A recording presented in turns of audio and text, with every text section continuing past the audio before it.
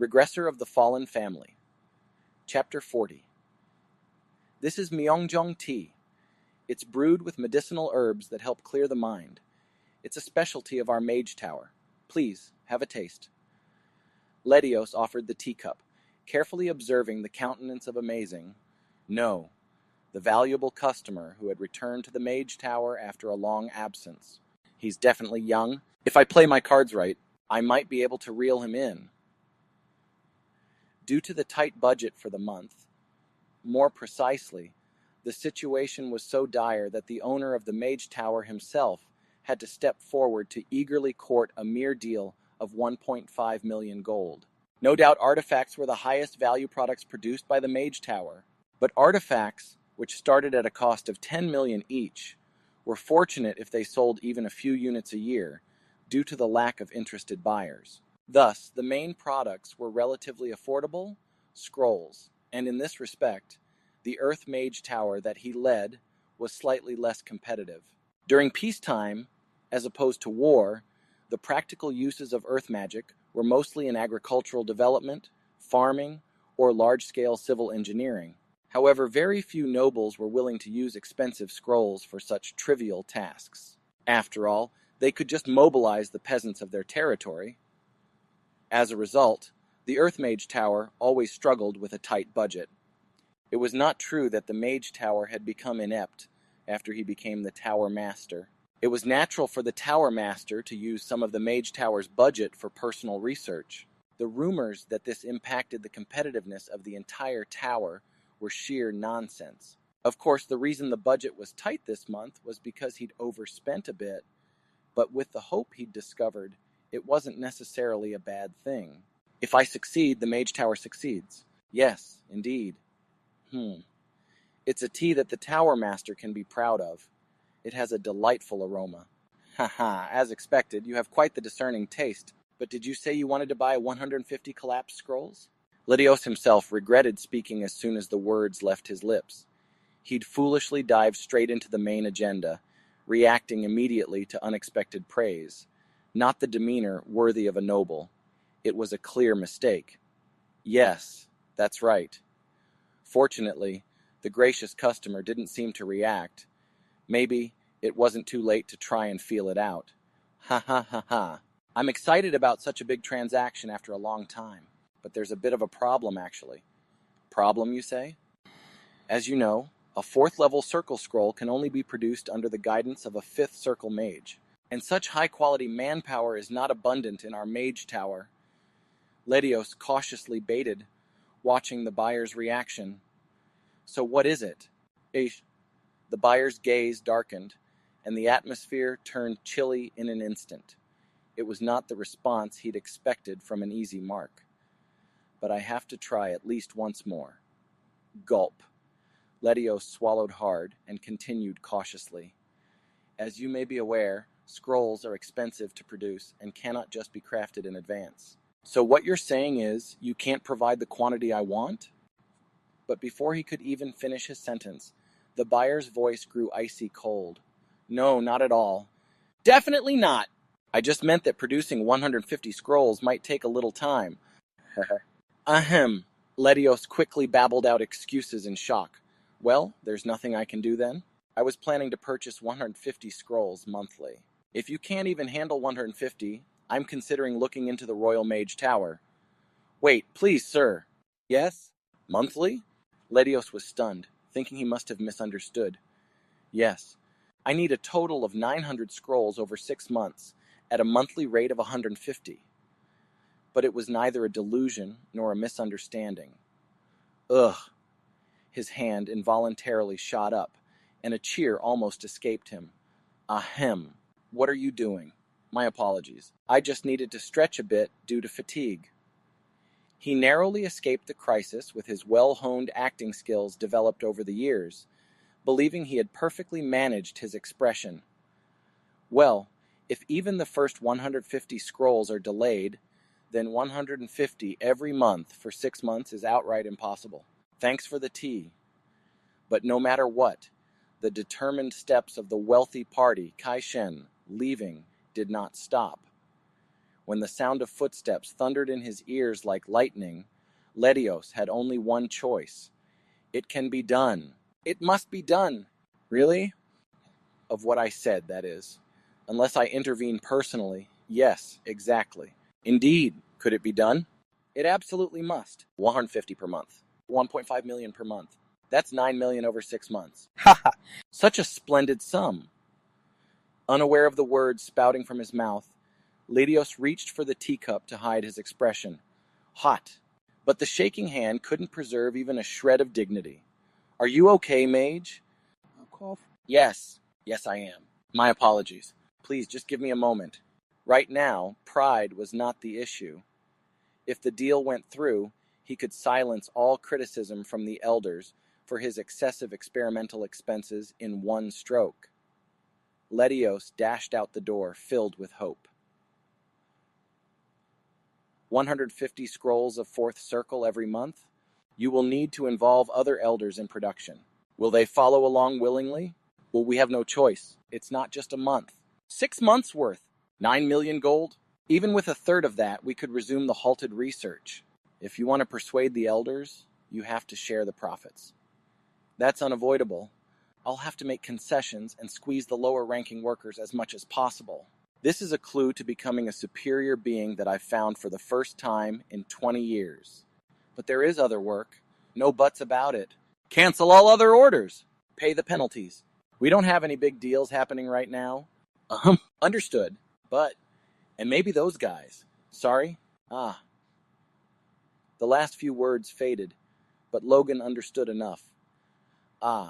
That's why someone of the stature of a Mage Tower owner is acting like this. With superhuman hearing strengthened by force, he accidentally overheard their conversation and grasped their situation.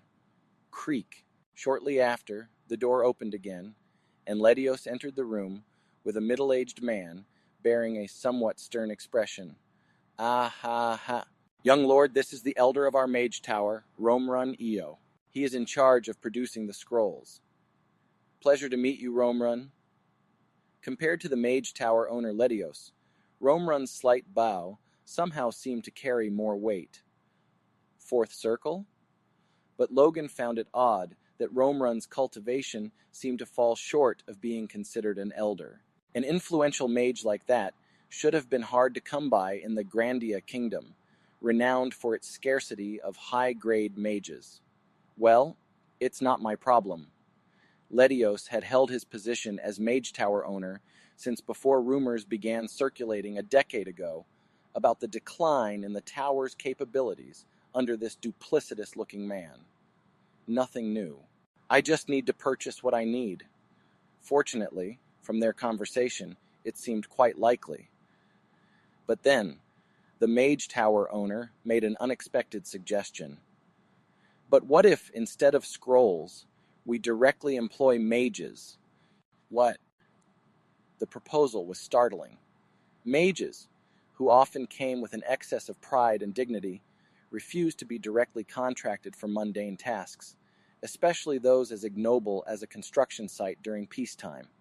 Thus, Logan hadn't even entertained the notion of employing mages in a direct contract.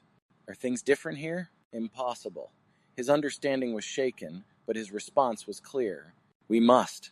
Why else would single-use scrolls be so costly? While production costs played a part, the more significant reason for the high prices was that the majority of oh-so-proud mages refused to soil their hands with manual labor, preferring the insulation of their laboratories. Employing a fourth circle mage could have the effect of 300 scrolls at less than half the cost. Are there fourth circle mages willing to come to a provincial construction site? He didn't hide the excitement in his voice, but considering the magnitude of the proposition, there was no reason for self-reproach. However, it seems there's been a bit of a misunderstanding. My apologies. What? Fourth circle mages are hard to order around, even for me.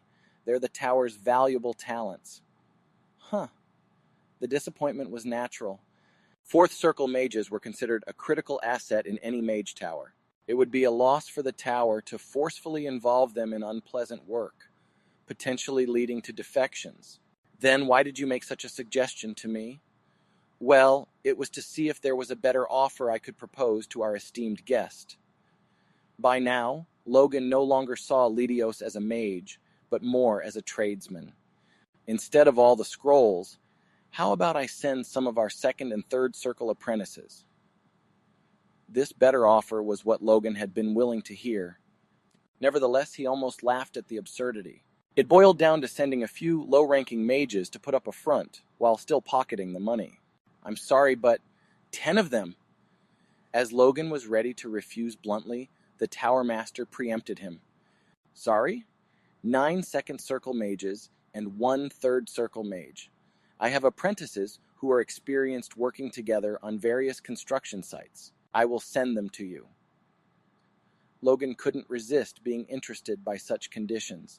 Employing 10 mages, even for lower circles, might even be better than a single 4th circle mage for a long-term construction project. Especially remarkable was the claim of specialized mages in construction work, a notion Logan could scarcely imagine. If I can employ mages affordably, that suits me just fine. I came here wanting to expedite construction. At Logan's positive response, Ledios seized the moment to suggest, how about we compromise at 120 scrolls, and I send those friends for the duration of the construction. 20 scrolls? Effectively trading 34th circle magic scrolls for 10 mages. No matter how he looked at it, it was a fair deal. Well, that seems fine. As Logan nodded, smiles bloomed on the faces of both the watching Mage Tower owner and the elder. Each thought they had woven a perfect deal where both sides gained. But since this is such a large and long-term deal, you might be able to offer some discount. How far can you go? Yet Ledios' expression contorted once more with Logan's follow-up question. The Tower Master had played his hand too soon. What will the outcome be? Logan smiled inwardly, waiting for the reaction. They must have surmised that his visit related to ground construction work. Despite the presence of the Royal Mage Tower, which taught classes in multi-elemental magery, it couldn't match the Earth Mage Tower, which held a unique position in this field. Furthermore, mages hated the word discount attaching to their precious magic products, considering it an insult to their pride. But Logan was confident this strategy would work. From the conversation outside and based on, You need this urgently, don't you? Not particularly urgent. I just want to finish the construction county. Money is no concern. You are indeed generous. After all, employing peasants in your territory would suffice. But this was the common belief among Grandia's nobility at the time. Spending a lot on territorial development was an option chosen only in urgent cases. Otherwise, the cheap solution was to grind the peasants of the territory. That's why the Empire easily conquered us. Every law of the Empire is intended for the people's welfare. To promote the welfare of the people is to serve the nation. Ensuring the people's prosperity is the foundation for strengthening the nation. These were the opening phrases of the imperial laws, later proclaimed by the Emperor of Ares' Empire. Logan, in his previous life, was also shocked by these words. At that time, they were notions he had never considered. What significance was there in treating peasants well, just to boost one's reputation within the territory? At least, that's what I thought. But this notion vanished in an instant when faced with the Empire's war. When Grandia's military forces crumbled, its soldiers were quick to flee. In contrast, Imperial troops fought to hinder the enemy's advance, even after a defeat. This difference in mindset always led to outcomes far exceeding the direct difference in military strength. And only after everything ended did he realize that this stemmed from how the monarch treated the people. Many other nobles likely came to the same realization. The country becomes stronger when its people are prosperous. This simple truth dawned on them only after the kingdom had fallen. It was necessary now to cater to their perspective. If the price doesn't suit me, I might just take longer to mobilize the peasant workforce and handle it that way. Logan had no intention of forced peasant labor without proper compensation, but others couldn't know his thoughts. Haha, I see. Naturally, but a discount from the Mage Tower. Only a baffled voice and hollow laughter followed. Unable to make a decision, they kept looking for a sign, so Logan decided to prod them further. Is it too much? Then I'll just consult the Royal Mage Tower. Wait, please, just a moment.